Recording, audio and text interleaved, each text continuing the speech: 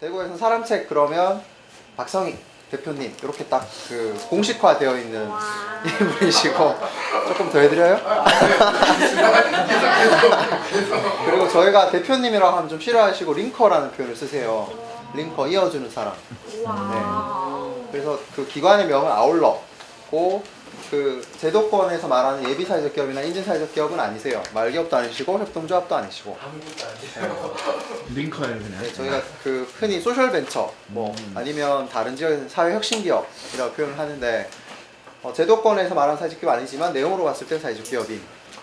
네. 그래서 오늘 좀 짝 잡다 보니까 과하게 네 번째 일정이 지금 되고 있는데 1시간 정도 강의를 해주실 거고 그 뒤에는 좀 질의응답을 가지고 마치는 걸로 그렇게 하겠습니다. 네, 박성익 링컨님을 소개하겠습니다.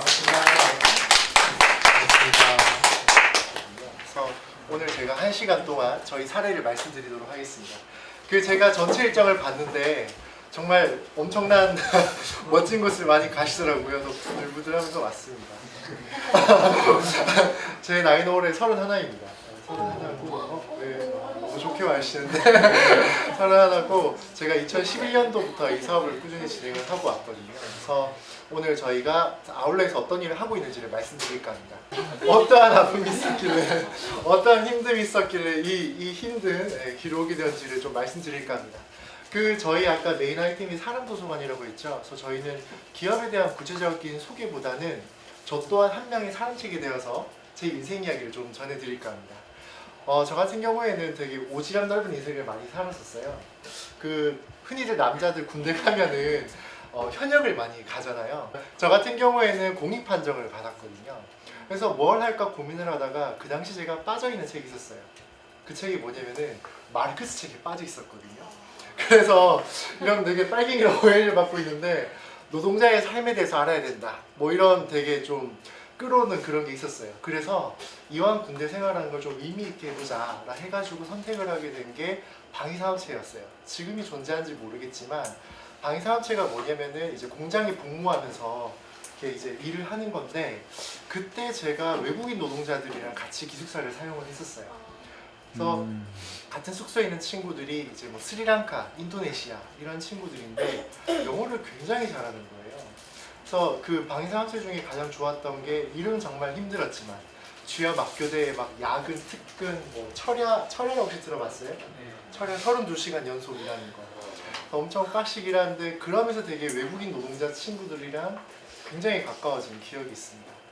알고 봤더니 한국 기준으로 하면은 거의 서울대를 출신이라 해야 되나? 자기 나라 모국에서. 그런데 월급을 받아도 한국의 반의 반도 안 되는 쥐꼬리만한 월급이라 다 떠나왔다 하더라고요. 그래서 그때 외국인 노동자 친구들이랑 이야기를 쭉 하다 보니까 제가 지금까지 느껴보지 못한 전혀 새로운 세계의 이야기를 정말 많이 들었던 것 같습니다. 그래서 그때는 주야 막교대 한다고 꼼짝도 못했는데 내가 군대를 전역하면은 더 다양한 사람들을 만나봐야겠다라고 결심했던 이제 복무를 하면서 순간이 있었습니다. 열심히 주야 막교대에서 번 돈을 가지고 전역을 하자마자 제가 아는 한 지인 형이 어느 날 저한테 인도에 한 공동체가 있대요. 그런데 그 공동체 2,000명이 모여 사는데 40개국 이상 된 사람들이 모여 산다는 거예요. 그 말을 듣고 또 완전 홀릭해가지고 편도 티켓 끊어서 바로 그냥 인도로 날아갔던 기억이 있습니다. 그래서 오르빌이라는 공동체인데 이 공동체는 어떤 곳이냐면은 세계의 평화를 지향하는 공동체였거든요. 그러니까 이런 국적과 종교와 인종, 성별 이런 모든 것들을 극복을 해서 그 세계의 조화를 추구하는 그런 공동체였습니다. 그래서 여기서 막상 가보니까 세계에서 독특하다는 친구들은 다 모아놨더라고요. 한국에선 정말 한 번도 볼 수 없는 그런 특별한 친구들이 많이 있었는데 예를 들어 길을 가다가 길거리에서 명상을 한다거나 뭐 춤을 춘다거나 뭐 어떤 그 프랑스 친구는 해가 뜨고 질 때만 명상을 하는 친구가 있었어요. 그래서 해가 뜨거나 질 때 좀 높은 곳에 올라가면 항상 그 친구가 앉아있고 그런 또는 뭐 해가 너무나 아름답게 노을이 질 때 광장에 가면 사람들이 서 있어요. 같이 노을을 감상한다고. 되게 좀 드라마틱한 장면들이 되게 많이 있었던 추억의 여행지인데 지금 보시는 장면은 그 공동체 한가운데 모습이거든요. 그래서 특별한 기념일이 있을 때 이런 세계 각지 사람들이 모여 앉아서 같이 기도를 올리는 세레모니를 하는 곳이었습니다.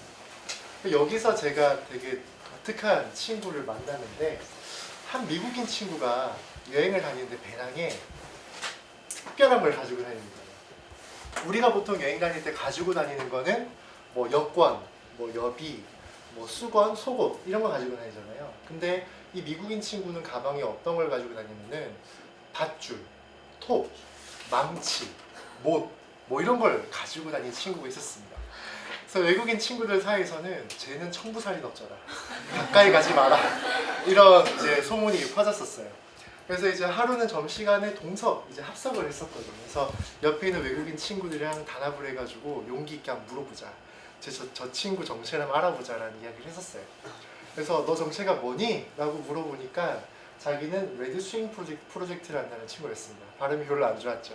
빨간 그늘을 만든 친구였습니다. 왜 빨간 그늘을 만드냐면은 우리가 보통 여행을 가면은 유명한 그 유적지 앞에 인증샷을 찍거나 음식 이런 걸 찍잖아요. 근데 이 친구가 어떻게 여행을 다니냐면은 자기가 여행 간 곳에 자기가 직접 만든 빨간 그늘을 만들어서 걸어주는 거예요. 자기가 떠나더라도 이 마을 사람들이 자기가 만든 그늘을 탈 수 있는 그런 걸 만드는 것이 이 친구의 컨셉이었어요. 근데 세계 여행을 다니는 친구였거든요. 그래서 1번 그네는 미국이 있고 2번 그네는 캐나다 있고 3번 그네는 프랑스 있고 세계 각지의 친구가 만든 그네가 걸려있는 거예요. 여기 보면 남바링이 있어요. 공사구라고 되어 있는데 그 세계 각지에 걸어둔 친구 보고 너 너무 멋있다. 너 나중에 한국 여행 올 거냐? 라고 물어보니까 안 온다는 거예요. 왜 안 오냐니까 전쟁 날 것 같아요. 유럽에서는 전쟁 발발국 1위가 아랍권이랑 북한, 남한 이쪽이라 하더라고요. 그래서 안 온다니까 그렇다면 내가 너 대신 하나 걸어줄 테니까 하나 만들어 달라 라고 하니까 신나게 밖에서 놀다가 돌아오니까 제 침대에 이렇게 두었었습니다. 제가 입고 갈 때 엄청 후회했어요. 입국 심사에 걸려가지고 이거 뭐 반입 금지라 해가지고 고생했던 기억이 나는데 지금 이 그네가 경주 우라분교라고 이제 산골짜기 마을이 있거든요. 그래서 거기에 지금 걸어두었고 지금도 여전히 동네 꼬마아이들이 이용하는 그네로 존재하고 있습니다. 지금 저 홈페이지 가면은 지금도 여전히 세계 여행을 다니면서 저 빨간 그네를 걸고 다니고 있더라고요. 그런 친구를 만났었고 제가 이 공동체 가면은 사람들이 각자 자기가 좋아하는 것들을 많이 하거든요. 뭐 연구를 한다거나 농사를 짓는다거나 뭐 철학을 연구한다거나 다양한 그 친구들이 있는데 저는 여기에 반년을 체류한 동안 일을 한 번도 한 적이 없어요. 수다만 떨었어요. 하루 종일 수다만 열심히 떨었는데 제가 그래서 가장 좋아했던 시간이 매주 주말 일요일마다 내셔널 디시라는 파티를 했었어요. 이때는 어떤 걸 하냐면은 각자 자기 나라 전통 요리를 준비해서 공유하는 그런 시간이었거든요. 그래서 이제 이때 독일이나 미국 친구들은 정말 심플하게 햄이나 소시지 하나 구우면은 끝인 거예요. 근데 한국 친구들은 뭐 김밥이나 불고기를 한다. 그럼 그날은 몸살 걸린 날인 거죠. 10몇 인분을 해야 되니까. 그래서 어쨌거나 그런 얘기를 하는데 끝나고 나서 종교적 목적이 있는 건 아니지만 같이 감사의 기도를 올리는 순간이 있습니다. 그때 많은 친구들이 울었던 걸로 기억을 하고 있어요. 그게 뭐 되게 뭐 특별하다기보다는 지금까지 우리는 항상 음식을 먹을 때 돈 주고 사 먹거나 부모님께서 만들어 주신 음식이 전부였었는데 이 시간만큼은 내가 모르는 사람이 아니라 다시는 만날 수 없는 세계 각지에 온 친구들이 친구들을 위해서 만든 요리이기 때문에 더 감동이 컸던 것 같습니다. 이때의 향수가 너무 강렬해서 그 외국인 노동자 그 다음에 탄력받고 다시 한번 내가 또 해외에 나가서 이런 다양한 사람들을 만나봐야겠다라는 결심을 했던 것 같습니다. 그래서 두 번째로 떠난 곳이 산티아고 순례길이거든요. 그 한국에서는 제주올레를 통해서 굉장히 유명해진 여행지인데 혹시 들어보셨나요? 현수 이사장님께서 처음에 이 산티아고 순례길을 걷고 한 영국인 여자분을 만났어요. 그 대화를 하는데 영국 여자분이 너 어디서 왔니? 라니까 한국에서 왔다. 근데 갑자기 이분이 생뚱맞게 한국인은 다들 크레이지한 것 같다라는 표현을 하는 거예요. 그래서 너무 열받아서 왜 갑자기 생뚱하게 크레이지냐 라고 하니까 그 나라는 애고 어른이고 하루 종일 일 아니면 공부만 한다는 이야기 듣고 너무나 가슴 아파서 만든 길이 자기 고향 땅에 여유를 즐길 수 있는 길을 만들어야겠다는 게 제주올레였거든요. 뭐 파울로 코엘료 작품으로 많이 등장한 그런 곳이기도 한데 뭐 간단하게 요리를 설명하자면은 그 예수 제자분이 12분이 계셨잖아요. 그 중에 한 분이 야고보라는 성인이 있습니다. 이 야고보 성인이 실천으로 되게 유명하셨더라고요. 종교가 없어가지고 걷고 나서 알았어요. 걷고 나서 그 야고보 성인이 이제 돌아가시고 그 유해를 묻고 그 위에 거대한 성당을 지은 것이 산티아고 대성당이거든요. 그래서 이 산티아고 순례길은 그 대성당을 목적으로 걸어가는 순례길입니다. 그래서 그 세계 3대 순례길에도 이제 소속이 되어 있는데 이제 가장 많은 순례자들이 찾고 있는 길이 이 파란색 선으로 된 순례길이거든요. 대략 900km가 됩니다. 그러니까 서울에서 부산을 왕복해야 될 거리인데 이제 프랑스 길이라 해가지고 이 안에 가장 많은 유네스코 유산 이런 것들이 많이 담겨 있는 곳이거든요. 그래서 여기서도 하루 종일 걸으면서 하루 종일 했던 거는 세계 각지의 사람들과 대화를 나눴던 것 같아요. 너는 이 순례길을 왜 떠나게 됐니? 왜 이곳에 오게 되었니? 라는 게 주요 일상이었던 것 같습니다. 그래서 누구는 뭐 건강을 위해서, 누구는 종교적 목적을 위해서, 누군가는 뭐 건강을 위해서, 가장 웃겼던 건 애인 꼬시러 왔다는 친구도 있었는데 그 한국 사람들은 비행기 티켓 값이 비싸니까 한 방 이 길을 걸어요. 심지어 팔 부러진 여학생이 한 명 있었는데 한국에 돌아갈 줄 알았는데 깁스하고 완주를 했더라고요. 비행기 티켓값 아깝다고. 근데 이런 친구들은 저가항공이 워낙 많아서 방학마다 이렇게 끊어서 짧게 여행을 가기도 하더라고요.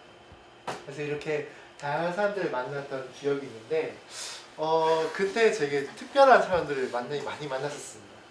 하루는 제가 한 도시에 떨어졌는데 그 도시 안에서 재즈 페스티벌을 하고 있는 거예요.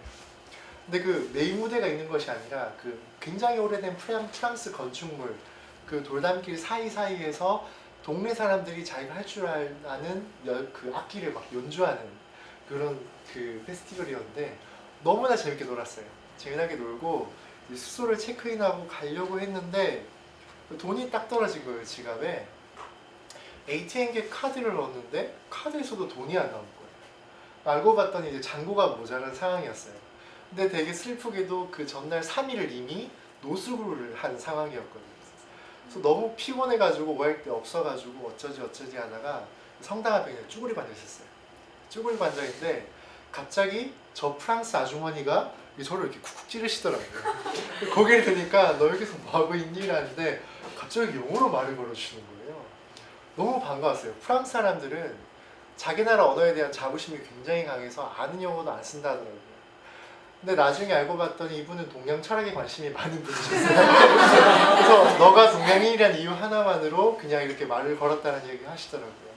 그래서 그때 대화가 인연이 되어가지고 이 집에 하룻밤 묵게 됐어요. 그래서 자고 일어났는데 이분께서 저한테 어떻게 했냐면은 샹송 음악을 드시더니 프랑스 요리를 이렇게 막 만들어 주시는 거예요. 그래서 프랑스 요리를 맛있게 먹고 정말 오랜만에 샤워를 하고 짐 정비를 하고 이제 쉬었는데 아까 말씀드린 대로 이분은 동양 요가 철학 이런 데 이제 되게 관심 많은 분이셔가지고 독거래에 참 혼자 사시는 분이셨어요. 그래서 너무 이야기한 게 재밌어가지고 원래는 하룻밤만 자고 떠났어야 했는데 너무 죽이 잘 받아서 이 집에 3박 4일을 눌러앉았어요. 눌러앉았는데 저는 사람들 만나고 수다 떠는 걸 굉장히 좋아하거든요. 근데 프랑스 사람들에 비하면 아무것도 아니에요. 오전에 나가서 친구를 만나잖아요. 10분 동안 인사를 해요. 오후에 만나잖아요. 20분, 30분 동안 이야기를 해요. 왜냐하면 오전부터 오후까지 있었던 모든 이야기를 다 해야 되기 때문에. 저녁에 만나잖아요. 그럼 1시간 동안 인사를 해요. 진짜. 근데 이 아주머니께서는 만날 때마다 제 불어는 못 알아듣는데 뭐 자꾸 꼬리하는 것 같더라고요. 그래서 알고 봤더니 내가 길 가다 이런 동양인을 주었다는 걸 만나는 사람마다 다 소개를 해요. 그래서 나중에 어떻게 되냐면은 동양인이라 찾지 않는 도시였어요. 그래서 제가 어쩌다 보니까 동네 명물이 된 거예요. 그러니까 사과, 뭐 과일 가게 아줌마 알고, 도서관 사서분 알게 되고, 뭐 간판식 사장님 알게 되고, 온 동네 사람들 이렇게 알게 됐어요. 그래서 뭐 아주머니랑 자전거 빌려서 시골 농가 가가지고 달걀 사와서 요리해 먹고, 뭐 과일 가게 가서 과일 사 먹고 오고, 도서관 사서분이 저 이쁘다고 막 음악실 이런 거 선물해주고 하셨거든요. 그래서 그 기대하지 못했던 그런 꿈 같은 여행을 하다가 하루는 자전거를 타고 가다가 바닷가를 가자는 거예요. 근데 프랑스 바닷가가 진짜 예뻐요.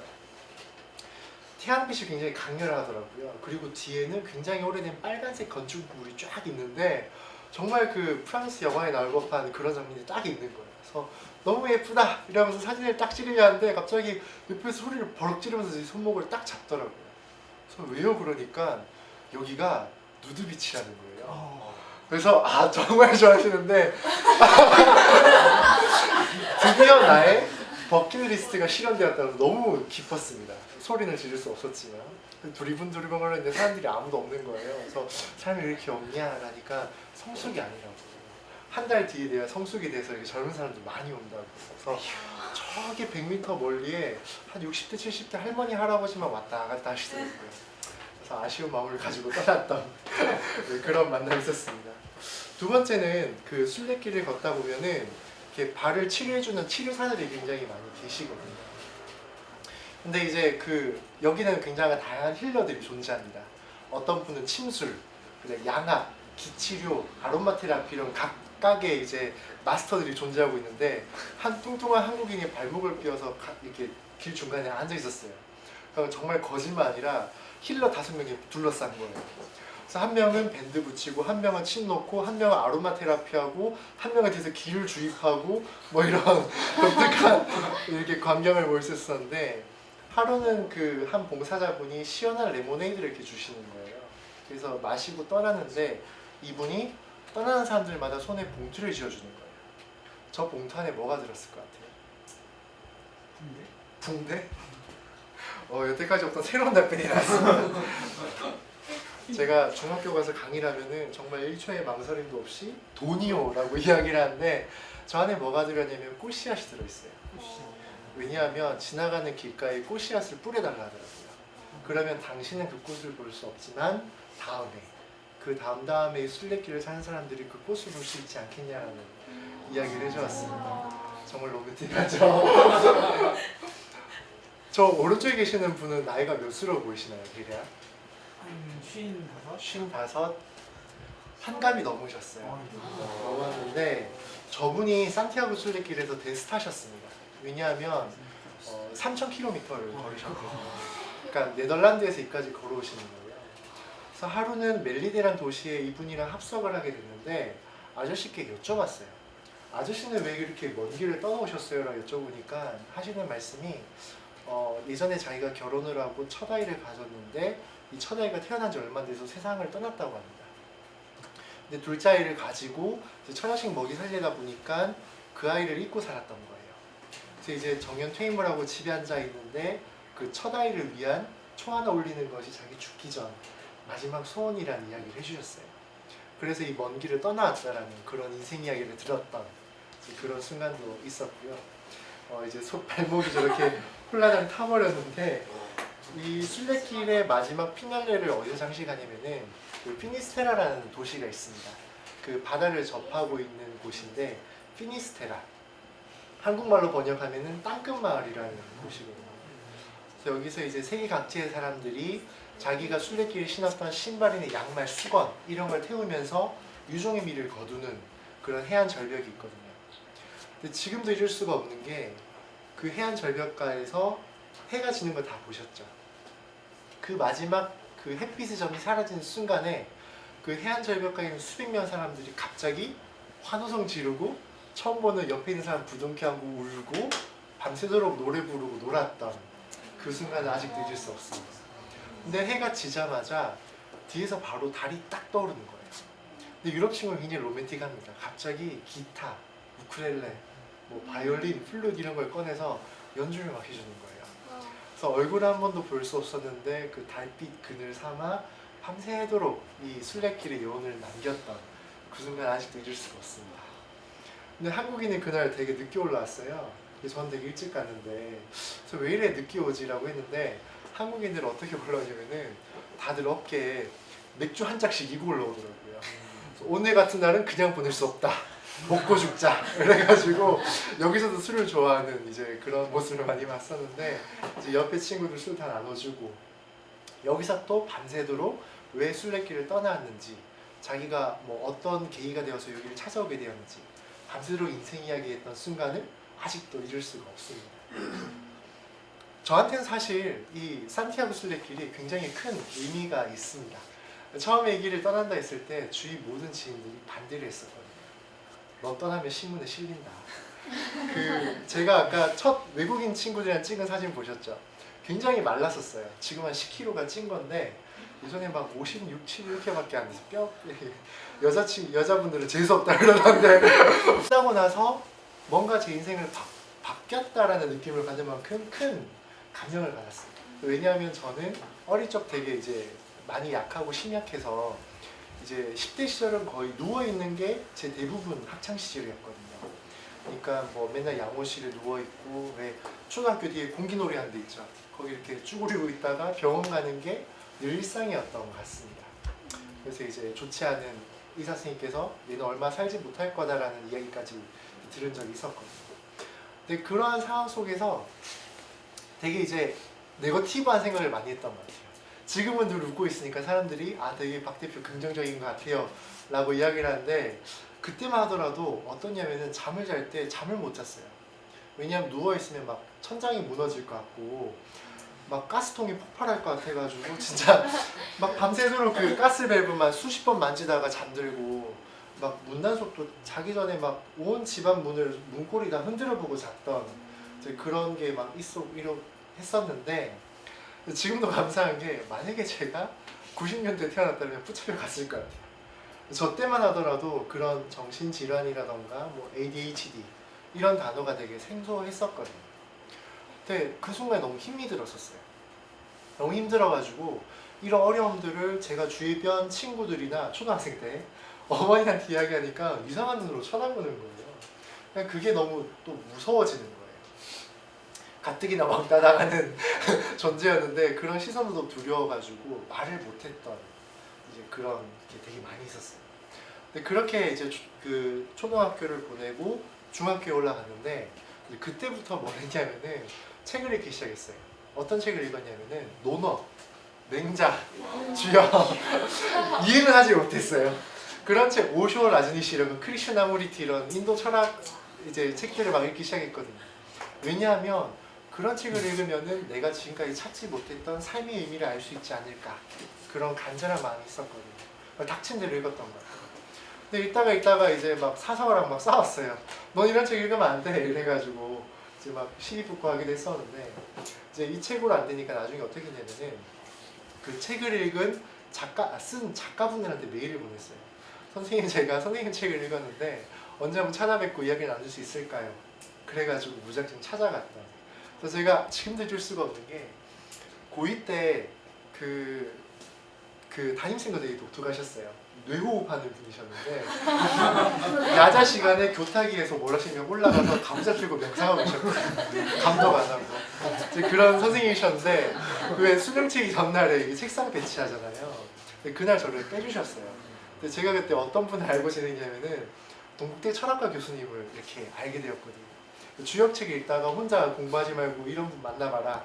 그래서 이제 그 수능치기 전날 고3 제 선배님들 포항에 있는 학교를 다녔는데 이제 버스를 타고 경주에 가서 그 17살 된 고등학생 18살 고등학생과 60 넘은 철학과 교수님이랑 계림숲 낙엽을 밟으며 한 바퀴 걷고 나서 솔잎차 한 잔 마시고 세상과 철학과 우주에 대해서 이야기를 나눴던 순간을 아직도 잊을 수가 없습니다. 그리고 더 생뚱맞은 거는 제가 그때 스타크래프트가 막 유행할 그 시기였어요. 그래서 엄마들이 이제 게임방 가서 애를 붙잡아가는데 저는 어떻게 붙잡아가냐면은 사이비 정신차를 갔다가 이제 붙잡혀오고 있었거든요. 여담이긴 한데 그 동학의 그 수은 최재우 아시죠? 근데 이분의 제자가 강증산이라는 분이 계세요. 근데 이 강증산 다음에 그 수제자를 못 구해서 엄청 제자가 많아졌거든요. 이 파벌이 엄청 나뉘고 나눠져서 이 중에 하나가 증산노고 이 중에 하나가 대순진리고 이렇게 되게 파벌이 많습니다. 근데 그 중에 되게 작은 파벌에 제가 속해가지고 막 열심히 혼납하고 찌라시 돌리고 했던 기억이 아직도 생생한데 지금 생각하면 되게 황당한 것 같아요. 제 고등학교 별명이 사이비 교주였거든요. 여기에 이제 주역책, 뭐 천부경 이런 거 하나 끼고 다녔으니까. 근데 그렇게 이제 고등학생을 보내고 이제 대학교 가니까 발이 자유를 주기 시작하는 거예요. 그때 와서 이제 완전 물 만난 고기 마냥 이제 대학 수업도 월화수목만 신청하고 금토일만 해 무조건 싸돌아다녔어요. 방학하면 무조건 해외로 나가요. 그 여정 중 하나가 아까 말씀드린 오르리 공동체 산티아고 순례길이었거든요. 여기 말고도 진짜 막 별의별 이상한 데를 다 다녔어요. 노숙자랑도 이야기를 하고 동네 꼬마랑도 이야기하기도 하고 뭐 사이비 종교인 만났으면 이야기 다 했죠. 모든 종교인들을 다 만났던 것 같아요. 중학생 때부터 지금 오늘 이 순간까지 정말 별의별 사람들을 다 만났어요. 근데 그 사람들을 만나는 과정 중에 공통점이 하나 있었어요. 뭐냐면은 그 사람들의 삶의 이야기였거든요. 근데 그런 다양한 이야기를 듣다 보니까 지금까지 제가 느끼지 못했던 것들을 느끼기 시작했습니다.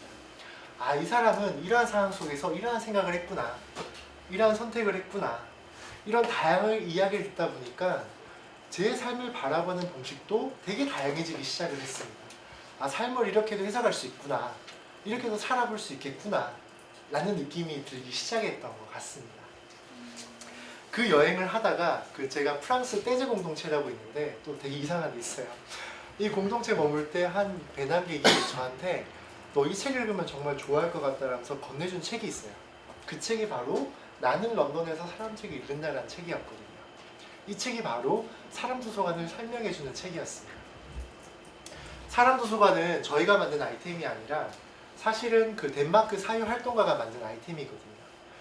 사회소수자들의 오해를 풀고 싶다. 그래서 사회소수자분들이 자기 인생 이야기를 꺼내는 게 이제 그 시초가 되어서 지금은 세계 수십 개국에 확산이 된 아이템입니다.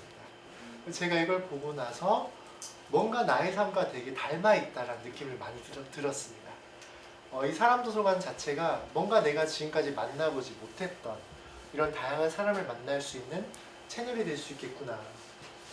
예를 들어 저 책에 어떠한 사람 책들이 나오시냐면은 미혼마, 장애인, 동성애자, 외국인 노동자, 채식주의자, 우울증을 겪은 사람 뭐 이런 분들이 존재하시는 거죠. 한국 와서도 물어봐요. 대놓고 뭐 만나면 어떠냐고. 뭐 예를 들어 미혼만 그러면은 걔네들 10대 때 뭐 발랑 까져서 놀았던 애들 아니야? 이런 느낌들. 뭐 장애인이라 했을 때 뭐 한쪽이 실명이 돼 있거나 팔이나 뭐 다리 한쪽이 없다. 그러면 뭐 시선을 어디다 둬야 될지 모르겠어요. 뭐 이런 이야기들. 특히 남학생들한테 게이 어때요? 라고 물어보면은 이제 순간 얼굴이 벌개지면서 이제 많이 하는 표현이 걔가 날 덮치면 어떡해요?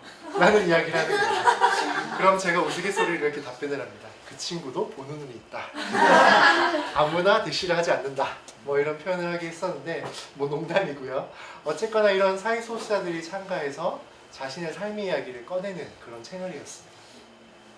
사람들이 이러한 사회소수자들을 늘 언론 매체만 통해서 접할 수 있었는데 직접 만나서 이야기를 하다 보니까 이 친구랑 별 차이가 없다라는 거죠.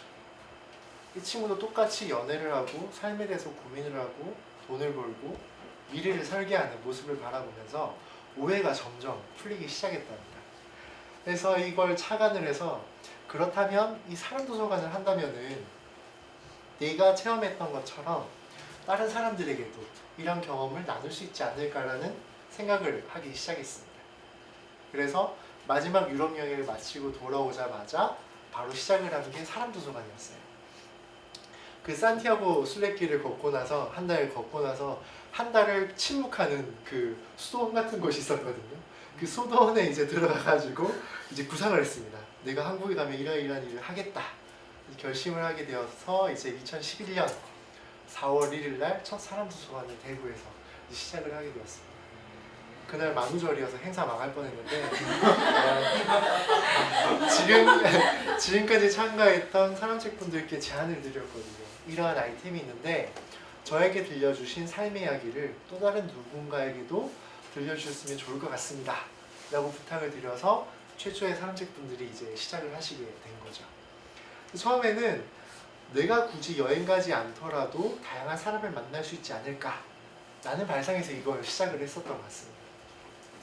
사람도서관은 보시는 바와 같이 이렇게 여러분들 앞에서 강의식으로 이렇게 스피치를 하는 것이 아니라 소수의 사람들이 둘러앉아서 한 사람의 삶 이야기를 공유하는 이제 채널입니다. 그래서 이렇게 처음에는 제가 하는 진흥동에서 꾸준히 했었는데 저희는 사업 전략이 뭐냐면은 이런 말 할 때마다 맨날 이제 같이 일하는 친구한테 혼나는데 다단계거든요.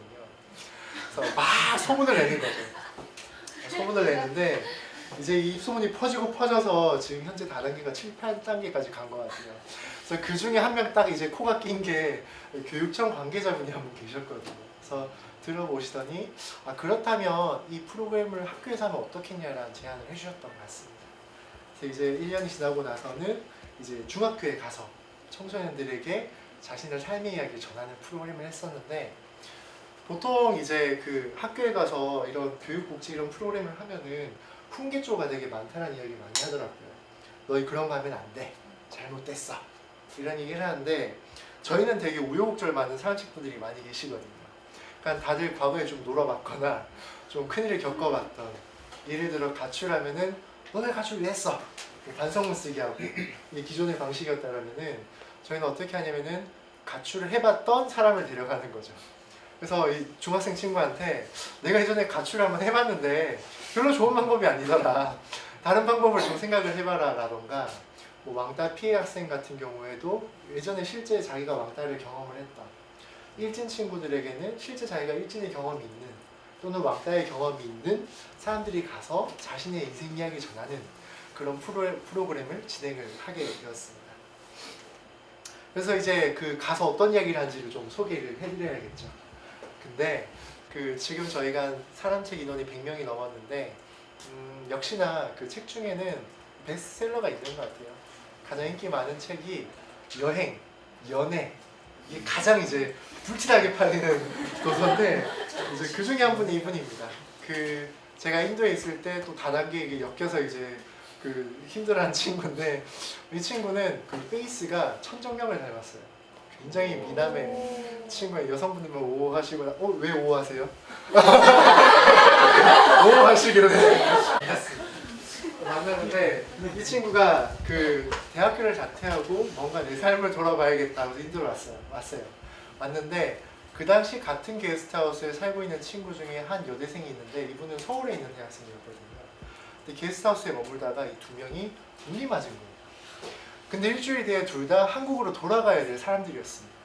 근데 너무나 사랑이 강렬했는지 티켓을 째버리더라고요. 째버리고 100일 동안 이제 인도와 네팔을 여행을 했던 그래서 오지랖 넓게 여행을 했던 이야기를 해주는 사람책 분이 계셨고요. 그 두 번째는 이분 같은 경우에는 가정에 진짜 뭐 막장 드라마 세트라고 들릴 정도로 유년 시절에 이제 별의별 가정사가 다 있으셨던 거예요. 예를 들어 이제 아버지께서 되게 좀 폭력적이셨는데 이제 뭐 이렇게 저렇게 하다가 교통사고로 먼저 세상을 떠나시고 뭐 어머니랑 남동생이랑 지나는데 끊임없이 가정에 불화가 많이 생겼던 거예요. 근데 이분 같으신 경우에는 그 불우한에 이제 굴하지 않고 곰곰이 생각하다가 나를 먼저 치유를 해야겠다 해서 이제 심리학에 관심을 가지게 되고 심리학에 관심을 가지다가 또 지인분이 간호사여가지고 또 어떻게 하다 보니까 간호학과를 가게 되었대요. 그래서 이제 10대 시절에 굉장히 큰 불우한 삶이 있었는데 자기는 앞으로 살아가면서 자기와 지금 비슷한 이제 불우한 상황에 처한 사람들을 위해서 뭔가 도움을 주고 싶다라는 그런 이야기를 하시는 분이 또 계시고요. 또 한 분은 이제 또 생뚱맞은 분인데 이분은 그 울산에 있는 학교를 다니셨어요. 울산은 다들 아시겠지만 굉장히 부유한 도시라고 하더라고요. 한 학급에 대학 등록금을 고민하는 친구들이 아무도 없다고 합니다. 깜짝 놀라시는데 근데 이 친구가 군대를 이제 원래 공대를 다니는 친구였는데 군대를 가서 행정병인데 이렇게 개인 사병 정보를 이렇게 쭉 보다 보니까 이렇게 개인 스토리를 쭉 보게 됐어요. 근데 어떤 친구는 너무 가난해가지고 알바를 하다가 이제 생계를 지원하다가 온 경우도 있고 누구는 대학 등록금을 못 내서 이제 학교를 휴학하고 일하다가 온 친구도 있고 뭐 부모님께서 한 분 안 계신 친구도 있고 저는 자기가 만나지 못했던 사병들을 많이 만나고 대화를 했다고 합니다. 그래서 그게 자극이 되어가지고 되게 독특한 게 전역하자마자 기존 학교를 이제 자퇴를 하고 사회복지학과로 이제 들어와가지고 이제 일을 하게 된 분이 계셨거든요. 그래서 어쨌거나 이런 자기 유년 시절에 있었던 그런 경험 이야기를 전달하는 이제 사람책 분들이 참가를 이제 꾸준히 하게 되시게 되었습니다. 네. 일단은 영상 하나 보시고 계속 이야기를 이어가도록 하겠습니다. 법정에 들어선 뒤에도 한동안 고개를 전공을 했습니다. 숲과 나무를 관리하는 이 전공이었고 원래 제 꿈은 그 히피 또는 몽크가 되는 게 제 꿈이었거든요. 거지처럼 옷 입고 이제 악기 치고 돌아다니거나 아니면 수도원에 들어가는 게 제 꿈이었어요.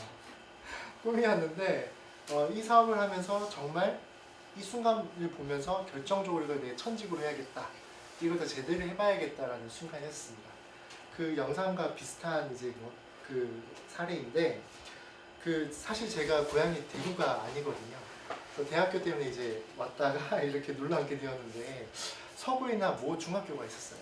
저희가 첫 사업이 되었을 때 이제 찾아간 학교였는데 친구들한테 첫날 물어봤어요. 친구들 요즘 관심사가 뭐예요? 라고 물어보니까 갑자기 동시 이구동성하는 말이 오토바이 타는 거라 하는 거예요. 중2 학생들이. 그래서 굉장히 많이 놀랐어요. 그래서 나중에 이제 대구 출신 친구들이나 뭐 이런 지인들을 통해서 알아보니까 그 학교가 대구에서 베스트로 문제를 일으키는 학교라더라고요. 그래서 사람들이 갔다가 벌벌벌 떨다가 돌아오는 이런 게 되게 악순환이 많이 있었습니다. 그래서 저희가 10개월 동안 여기서 프로그램을 하기로 했었거든요. 월 1회씩. 굉장히 막막했었어요. 첫날에 저희 프로그램 끝나고 친구들 피드백 써줘요 라고 하니까 다들 이렇게 해주는 거예요. 그래서 뭐 다 죽이고 터지고 잘리고 귀신 그리고 이런 것만 냈다 그리는 친구들이었습니다.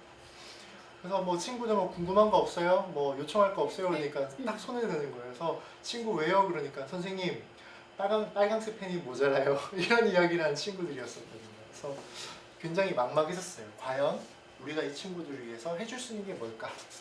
또 1년을 보냈던 것 같습니다. 그 고민만 가지고. 근데 저희가 마지막 그 프로그램이 들어간 날 한 여중생이 지금까지 하는 다른 하나의 피드백을 남겨줬습니다. 긴 건 아니었지만 인상 깊었던 건 더 이상 빨강색과 검정색을 쓰지 않았다는 사실. 그 다음에 꽃이라는 그림을 그렸다는 사실. 긍정적인 한 줄을 써였다는 게 저희는 막 보고 막 울었어요. 운영진이 감동받아서 되게 소녀 감성이어가지고 네, 울었는데 저걸 보면서 사실 선생님도 되게 많이 놀라셨거든요. 저걸 쓴 친구가 어떻게 했냐면은 사람들한테 자기 이야기를 막 꺼내는 모습을 같이 봤던 거죠. 그래서 깜짝 놀래가지고 끝나고 나서 그 친구한테 찾아갔어요. 찾아가서 친구야, 지금까지 한 번도 너 이야기하는 걸 들어본 적이 없는데 어떻게 이야기를 했어? 라고 물어보니까 이 언니만큼은 내가 어떤 이야기를 하더라도 정말 귀를 기울여 줄 것만 같다라는 이야기를 해주더라고요. 그래서 이게 무슨 소리지라 싶어가지고 제가 담당 그 복지생께 여쭤봤어요. 이 친구가 대체 어떤 사연이 있길래 이런 이야기 나한테 하냐 하니까 그제서야 좀 어렵게 생겨서 이 친구 사연을 이야기해 주셨어요.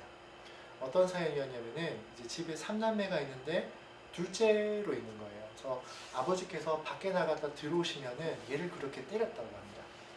근데 그 스트레스가 너무 심해가지고 중2 학생임에도 불구하고 탈모가 이제 진행이 되는 거예요.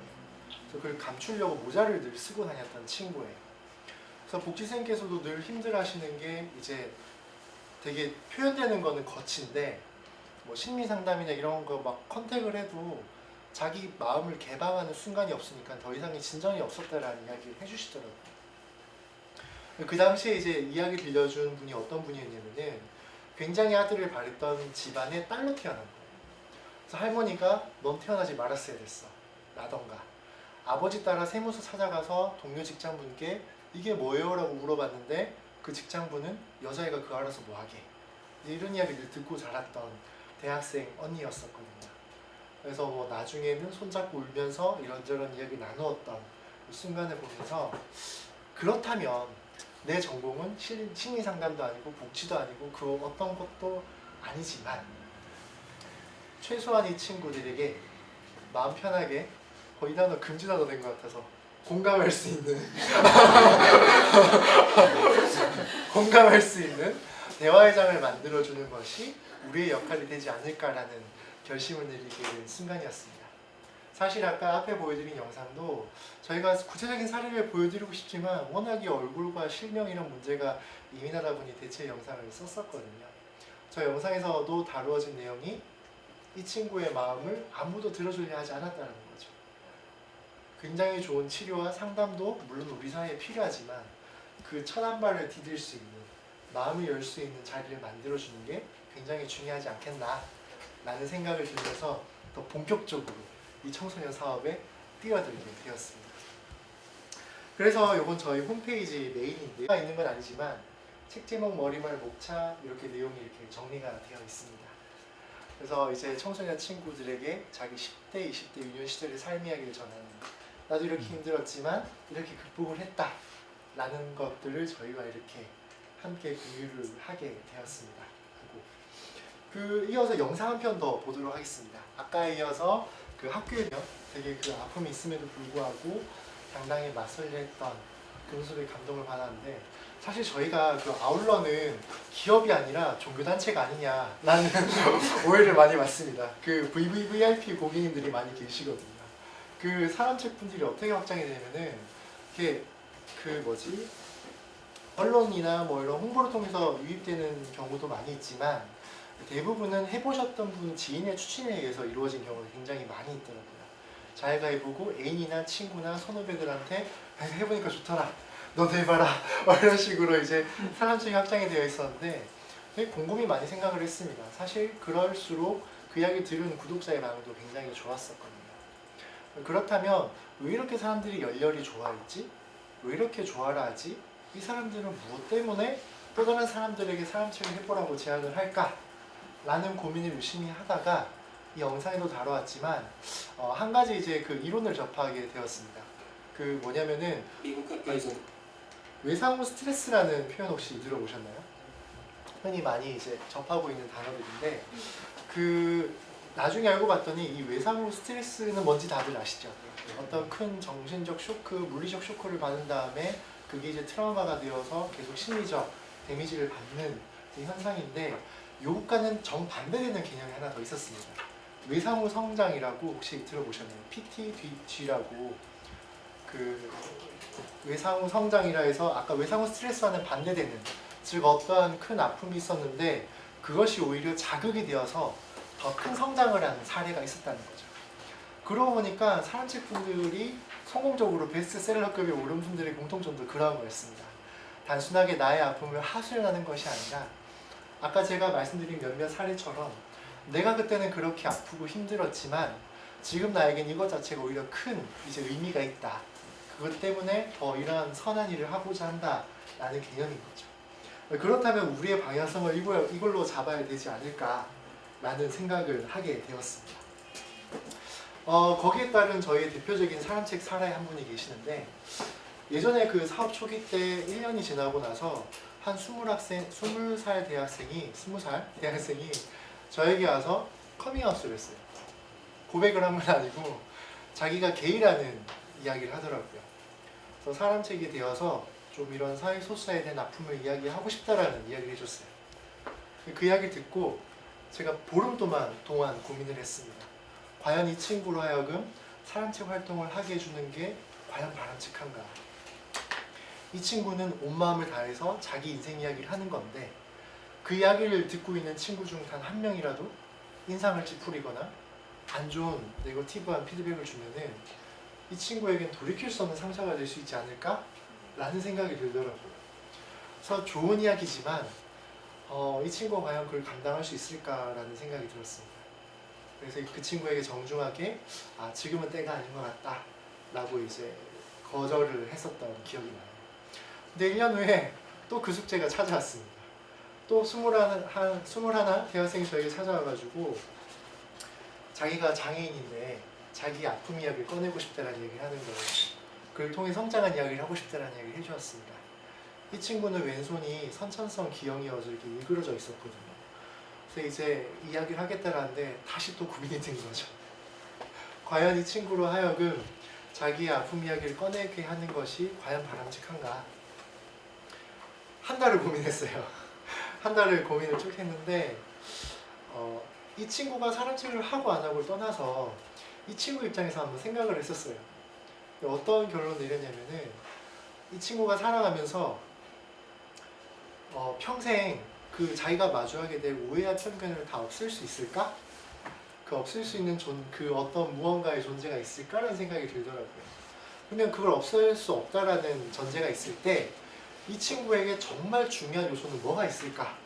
라는 고민을 하다가 어떤 답을 내렸냐면은, 주변에서 그 어떠한 말을 하든 주변에서 어떠한 평가를 하든 단 한 사람이라도 이 친구를 믿고 지지하는 존재가 이 친구에게 정말 의미가 있지 않을까라는 답을 내렸던 것 같아요.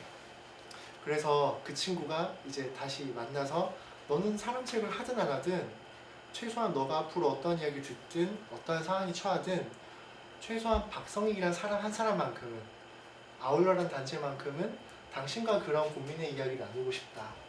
당신을 지켜주고 싶다. 라는 표현을 했었거든요. 그러니까 오히려 그 친구가 그 이야기를 듣고 오히려 용기가 나서 아 그렇다면은 나 사람책 하면서 그 어떠한 이야기 들어도 상관없을 것 같아. 라는 이야기를 줘서 사람책 활동을 시작을 했어요. 첫 사람책으로 활동하는 날 굉장히 떨렸습니다. 그 한 모 여중에 가서 이 친구가 이야기를 했는데 이 친구가 이 친구들이 행여나 부정적인 피드백을 주면 어쩌지? 라는 걱정이 되게 앞섰습니다.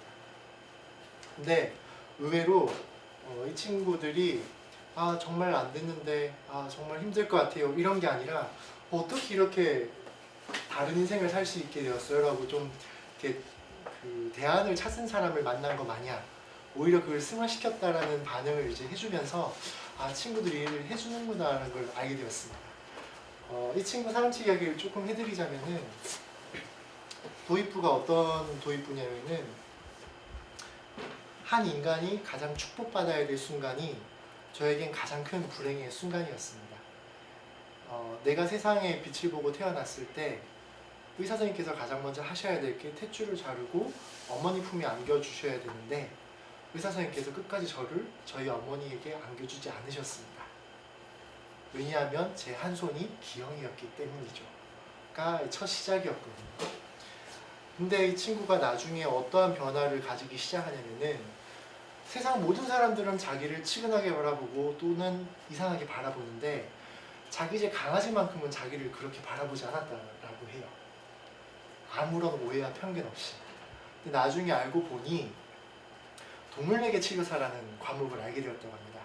그러니까 이런 동물을 내기로 사람의 마음을 치유하는 그런 걸 알게 되면서 다시 자기가 되돌아보니까 자기가 지금 장애인이라서 겪고 있는 아픔을 사람을 통해서 치유하는 것이 아니라 이런 동물을 통해서 한번 치유를 해보자. 내가 그 사람들의 아픔을 이해해 줄 수 있으니 그게 또 다른 강점이 될 수 있지 않겠냐 라는 이야기를 해주는 게 이 친구 사람책 이야기의 주요 요지였어요. 그래서 이 친구들이 이 사람책 이야기를 듣고 그렇다면 내가 가지고 있는 아픔이 또 내가 뭔가 더 성장할 수 있는 또 다른 계기가 될 수 있지 않을까 라는 이야기를 참 많이 나눴던 것 같습니다. 그래서 저희 아울러 사람도서관에서 궁극적으로 지향하는 것은 사실 성공이라는 이야기를 참 많이 하고 있는 것 같아요. 이런 강의 프로라던가 TV 프로라던가 각가지에서 늘 성공을 이야기하는 것 같습니다. 신화, 성공신화 이런 거. 하지만 저희는 아울러 사람도서관에서는 이러한 매개체를 통해서 전하고 싶은 것은 과거에 내가 어떠한 아픔을 가지고 있지만 과거에 내가 어떠한 실패를 가지고 있지만 그것을 오히려 딛고 성장했던 이야기를 전하는 것이 우리가 앞으로 해야 될 일이지 않을까라는 생각을 하게 되었습니다. 지금까지는 그런 아픔을 통해 성장했던 삶 이야기를 전하는 사업들을 꾸준히 진행을 했었어요. 그리고 작년 2014년 마지막에 저희가 새로운 시도를 했었거든요. 이 사람책 이야기만 꾸준히 듣던 친구들에게 이번에 너희들이 직접 사람책이 되어보자. 너희들의 이야기를 한번 끄집어내놓고 한번 이야기를 해보자. 라고 해서 처음으로 청소년 친구들이 자기들이 직접 책이 되어보는 시간을 가지게 되었습니다. 그래서 자신의 경험들, 자신의 아픔들, 실패의 이야기들 이런 것들을 시작할 때보다 훨씬 자연스럽게 얘기를 꺼내더라고요. 그래서 마지막으로 이러한 피드백을 써주었습니다. 사람책이 되고 내가 어떤 아픔의 이야기를 드러냈을 때 내가 지금까지 생각하지 못했던, 고려하지 못했던 많은 피드백 이야기를 들으면서 뭔가 다른 삶을 시작할 수 있을 것 같다 라는 이야기를 참 많이 들으면서 훈훈하게 24년도를 마무리한 것 같습니다. 그래서 아까 말씀드린 외상후 성장처럼 내가 가지고 있는 트라우마, 아픔에서 그치는 것이 아니라 그를 통해서 오히려 더 성장할 수 있는 계기를 만드는 것이 아울러가 궁극적으로 지향하는 꿈이라고 보시면 되겠습니다.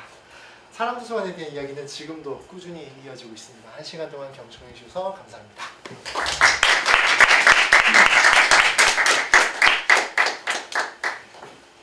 질의응답 그 안에서 여유가 생기게 되는 것 같아요.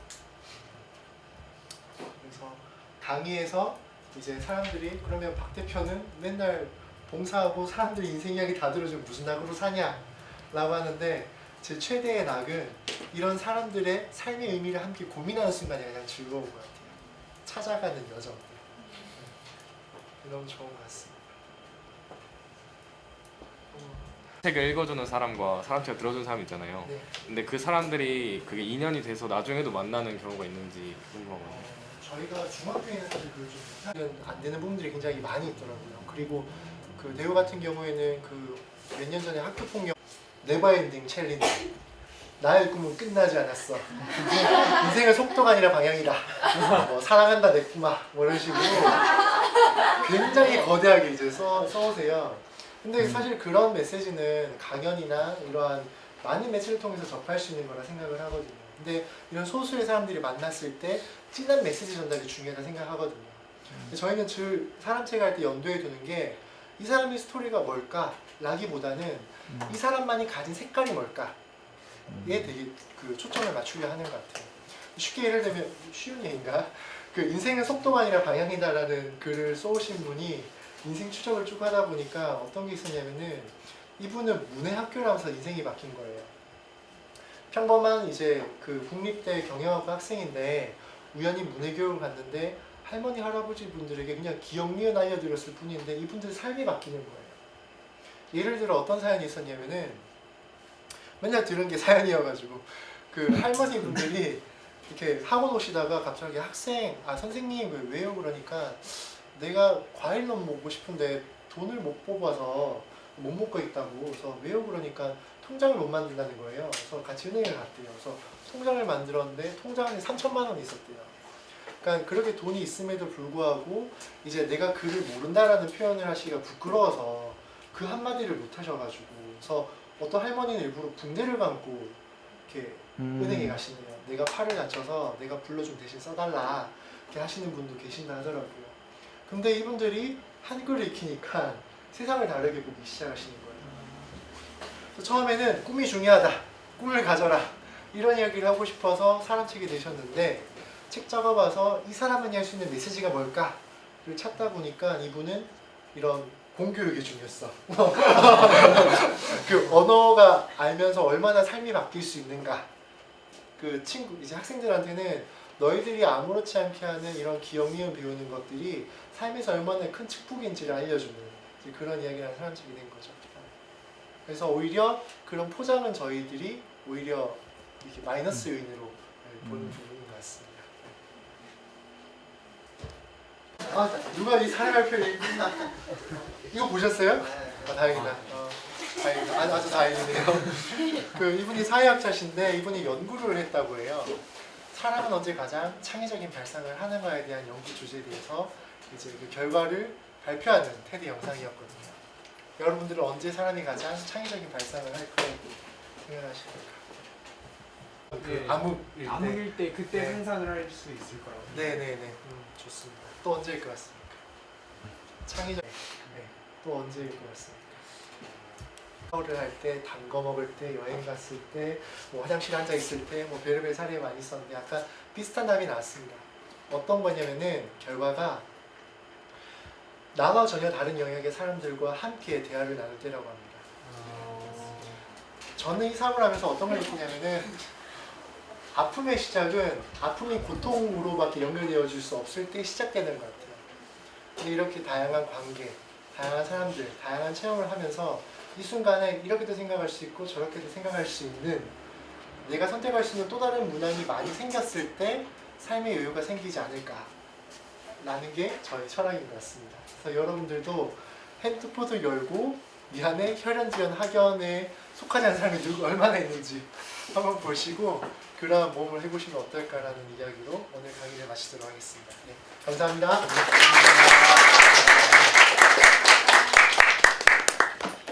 그 연령대라든가 아니면 하는 분야라든가 여러 가지로 제가 생각했을 때는 좀 완결이 이렇게 하면 좋겠다 해서 짰던 게 있는데 네, 박성익 대표님께서 워낙 열강을 해주셔서 네, 끝이 좋으면 다 좋다고 공감이 되고 아주